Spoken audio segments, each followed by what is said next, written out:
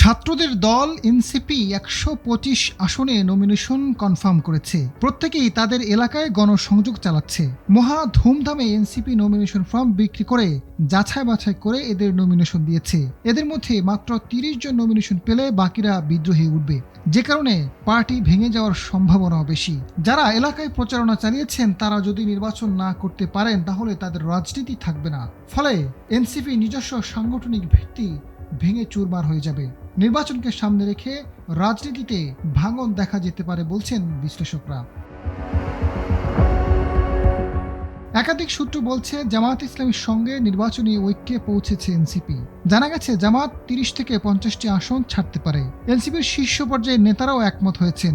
শেষ পর্যন্ত এটি চূড়ান্ত হলে এনসিপির ঘোষিত প্রার্থী থেকে শীর্ষ নেতাদের ২-১ জনের আসনেও রদবদল হতে পারে। কেউ কেউ ঢাকার আসন ছেড়ে নিজ এলাকাও নির্বাচন করতে পারেন। ফলে জোট সমঝোতায় এনসিপির ১২৫ জন নমিনেশন পেলেও কপাল পুড়ছে ৯৫ প্রার্থীর।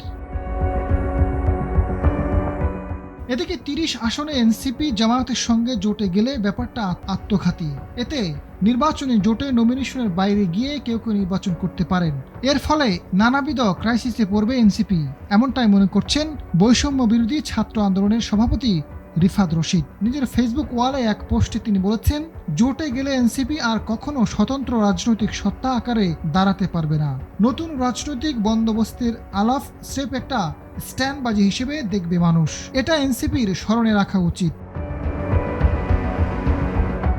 এনসিপির একটা বড় গ্রুপ এনটি জামাত, অনেকে বাম ঘরানার এবং জাতীয়তাবাদী চেতনার। ফলে রাজনৈতিকভাবে কর্নার হওয়ার আগেই এদের অনেকেই পদত্যাগ করবেন।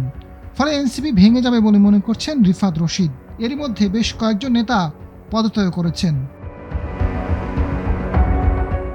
সারা দেশে এনসিপি কমপক্ষে ৫% ভোট পাবে। যদি কেউ নির্বাচনে জয় নাও পায়, এটা হলেও কমপক্ষে ৫ জন উচ্চকক্ষে এমপি পাবে। কিন্তু জোট করলে এনসিপির রাজনীতি শেষ বলে মনে করেন রিফাত। একই সঙ্গে বৈষম্য বিরোধী ছাত্র আন্দোলনের সাবেক সমন্বয়ক আব্দুল কাদের মনে করছেন তারুণ্যের রাজনীতির কবর রচিত হতে যাচ্ছে এবং কার্যত এনসিপি জামাতের গর্ভে বিলীন হয়ে যাবে। আজাদ ফারুক, সময়ের আলো।